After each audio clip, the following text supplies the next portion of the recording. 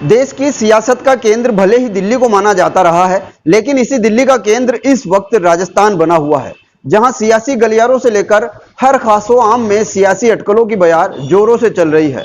चर्चाओं और अटकलों की इस बयार में जहां राजस्थान को अब दिल्ली की सियासत में काबिज किया जा रहा है, वहीं सूबे की सियासत को लेकर भी कोई कम कयास नहीं लगाए जा रहे हैं।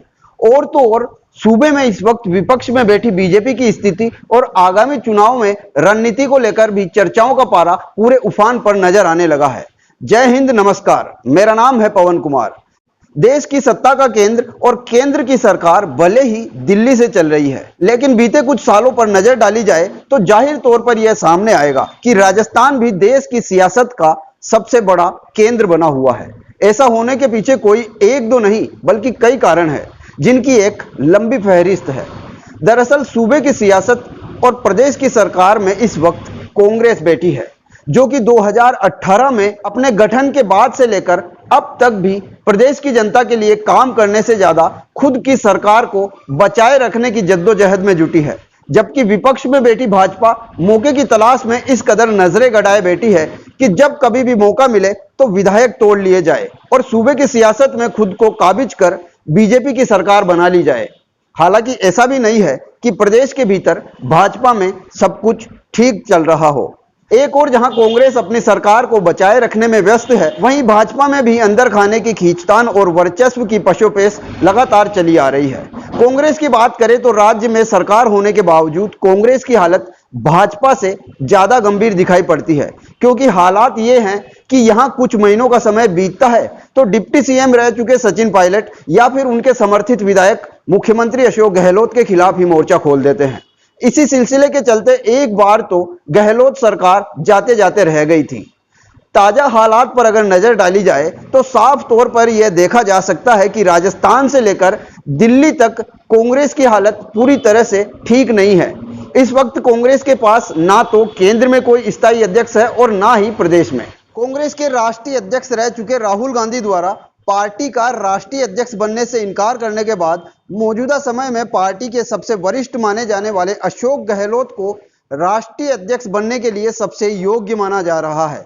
काफी हद तक यह मुमकिन भी होता दिखाई दे रहा है कि अब गहलोत ही कांग्रेस के राष्ट्रीय अध्यक्ष का जिम्मा संभालने वाले हैं। हालांकि गहलोत सियासत के जादूगर माने जाते हैं और राजनीति के मंजे हुए खिलाड़ी हैं। ऐसे में वे लगातार राहुल गांधी को ही अध्यक्ष पद के लिए मनाने में लगे हुए हैं, यानी कि वो किसी भी हाल में राजस्थान को छोड़ने के लिए तैयार नहीं दिखाई दे रहे हैं। गहलोत खुद भी प्रदेश की जनता को कई मर्तबा ये कह चुके हैं कि मैं राजस्थान को छोड़कर कहीं नहीं जा रहा। दरअसल लगता यही है कि शायद अशोक गहलोत को यह अंदेशा है कि अगर वो कुछ वक्त के लिए पार्टी के राष्ट्रीय अध्यक्ष बन भी जाते हैं तो राजस्थान उनके हाथ से पूरी तरह से निकल सकता है और बाद में वे शायद ही राजस्थान में काबिज हो सके। ऐसे में हो सकता है कि शायद यही वजह है कि वे किसी भी हाल में राजस्थान को छोड़ना नहीं चाह रहे। पार्टी के राष्ट्रीय अध्यक्ष से इतर प्रदेश की सत्ता को लेकर भी कांग्रेस की हालत कुछ ठीक नहीं दिखाई देती है। यहां सीएम की कुर्सी को लेकर खींचतान पिछले काफी समय से चली आ रही है। पायलट खेमे के कई विधायक पायलट को मुख्यमंत्री बनाने की मांग करते हुए कई बार मुखर होते आए हैं, जबकि गहलोत गुट के भी कुछ विधायक पायलट को ही मुख्यमंत्री बनाने की मांग कर चुके हैं। इन विधायकों के साथ ही प्रदेश के भीतर से भी यह आवाज आनी शुरू हो गई है कि सूबे में कांग्रेस की सरकार को रिपीट करने का फॉर्मूला मौजूदा समय में सिर्फ पायलट के पास ही है और पायलट ही प्रदेश के युवाओं की पहली पसंद है। हाल ही में पायलट के जन्मदिन से एक दिन पहले हुए शक्ति प्रदर्शन में लाखों की संख्या में भीड़ का इकट्ठा होना और वहां पर पहुंचना भी इसी ओर इशारा करता है। जन्मदिन की बधाई देने के लिए गहलोत खेमे के कई विधायक भी पायलट के आवास पर पहुंचे। ऐसे में इस शक्ति प्रदर्शन के बाद पायलट को मुख्यमंत्री बनाने की मांग एक बार फिर से जोर पकड़ने लगी है। वहीं पार्टी के राष्ट्रीय अध्यक्ष पद को लेकर भी माहौल काफी गर्म तो है ही। ऐसे में सियासत की यह तस्वीर पूरी तरह से साफ तभी हो पाएगी जब कांग्रेस के राष्ट्रीय अध्यक्ष को चुन लिया जाएगा। पार्टी अध्यक्ष के चुनाव से इतर अगले साल राजस्थान में होने वाले विधानसभा चुनाव और उसके एक साल बाद होने वाले लोकसभा चुनाव में जीत और हार की बात करें तो प्रदेश में कांग्रेस और बीजेपी दोनों ही पार्टियों के लिए यह जीत काफी महत्वपूर्ण है, जो कि मौजूदा समय में दोनों के लिए ही काफी चुनौतीपूर्ण दिखाई दे रही है, क्योंकि एक ओर जहां कांग्रेस में कुर्सी की कवायद खत्म होती नहीं दिख रही है, वहीं भाजपा में भी चुनावी नेतृत्व को लेकर तस्वीर पूरी तरह से साफ नहीं हो पा रही है। दरअसल राजस्थान राजनीति का एक ऐसा रेगिस्तान है जहां का ऊंट हर 5 साल के बाद राजनीतिक करवट लेता चला आया है। रेगिस्तान के इस ऊंट द्वारा राजनीतिक करवट लेने का यह घटनाक्रम पिछले कई दशकों से बदस्तूर चला आ रहा है, जिसमें सूबे की सत्ता एक बार कांग्रेस के हाथ लगती है तो एक बार बीजेपी के हाथों में आती है। ऐसे में कांग्रेस के सामने चुनौती है कि सियासत के इस ऊंट को जस का तस बैठा रखा जाए और करवट लेने से रोका जाए, जबकि बीजेपी के सामने चुनौती इस ऊंट को करवट दिलाना है। चुनावों के मद्देनजर भाजपा के चाणक्य कहे जाने वाले गृह मंत्री अमित शाह द्वारा राजस्थान को साधने की कवायद शुरू की जा चुकी है, जिसका शंखनाद बीते 10 सितंबर को जोधपुर के दशहरा मैदान में कार्यकर्ताओं को संबोधित कर किया जा चुका है। इस दौरान वसुंधरा राजे भी वहां मौजूद रही। जब वसुंधरा के संबोधन की बारी आई तो उन्होंने प्रदेश अध्यक्ष सतीश पूनिया पर बगैर नाम लिए निशाना साध दिया।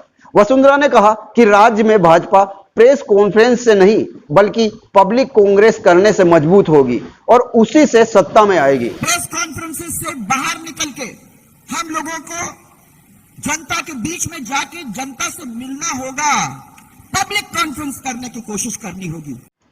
दरअसल वसुंधरा के इस प्रेस कॉन्फ्रेंस वाले बयान को प्रदेश अध्यक्ष सतीश पूनिया पर निशाना माना जा रहा है और पब्लिक के बीच जाने की नसीहत के रूप में देखा जा रहा है।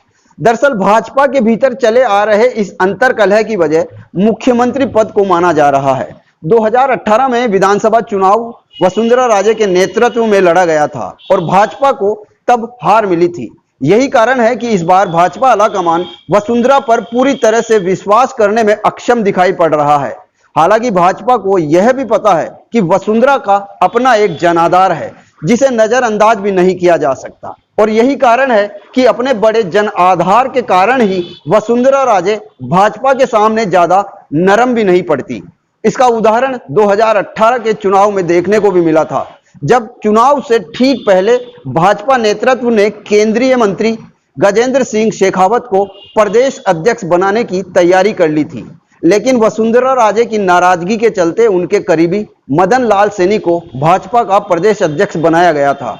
2018 में भाजपा की हार के बाद अब जबकि 2023 में विधानसभा और 2024 में लोकसभा चुनाव होने हैं, तो ऐसे में पार्टी आलाकमान इस बार भी प्रदेश भाजपा को वसुंधरा के प्रभाव से पूरी तरह से बाहर लाना चाह रहा है। हालांकि ऐसा हो पाना संभव नहीं दिखाई दे रहा, क्योंकि राजस्थान में भाजपा का दूसरा नाम और सबसे बड़ा आधार वसुंधरा राजे को ही माना जाता है, जबकि दूसरी ओर भाजपा को भी यह बेहतर से पता है कि वसुंधरा राजे के संबंध कांग्रेस के नेताओं से भी काफी अच्छे हैं। ऐसे में अगर वसुंधरा राजे को ज्यादा साइडलाइन करने की गलती की गई तो उसका नतीजा पार्टी के लिए काफी नुकसानदेह हो सकता है। ऐसे में इतना तो साफ है कि प्रदेश भाजपा में भले ही सतीश पूनिया अध्यक्ष पद का जिम्मा संभाल रहे हो, लेकिन वसुंधरा राजे को मुख्यमंत्री की उम्मीदवारी से दूर रखना भाजपा के लिए कोई खतरा मोल लेने जैसी स्थिति से कतई कम नहीं हो सकता, जिसका असर ना सिर्फ अगले बरस होने वाले विधानसभा चुनाव पर होगा बल्कि 2024 में होने वाले लोकसभा चुनाव पर भी हो सकता है। बहरहाल सूबे के सियासी गलियारों में चल रही तमाम अटकलों और चर्चाओं का दौर पूरे उबाल पर है और मौजूदा परिप्रेक्ष्य को देखकर लगता यही है कि शायद अब सीएम गहलोत के लिए दिल्ली और पायलट सीएम के लिए तैयार है। उधर बीजेपी में कौन सीएम का चेहरा इस बार है? सवाल और भी कई हैं, मसलन क्या मुख्यमंत्री दिल्ली जाएंगे या नहीं? प्रदेश में कांग्रेस अपनी सरकार रिपीट कर पाएगी या नहीं? क्या अशोक गहलोत अपना 5 साल का कार्यकाल पूरा कर लेंगे या फिर नहीं? आप इस बारे में क्या सोचते हैं, ये कमेंट करके हमें जरूर बताएं। फिलहाल के लिए जय हिंद, नमस्कार, बहुत बहुत धन्यवाद।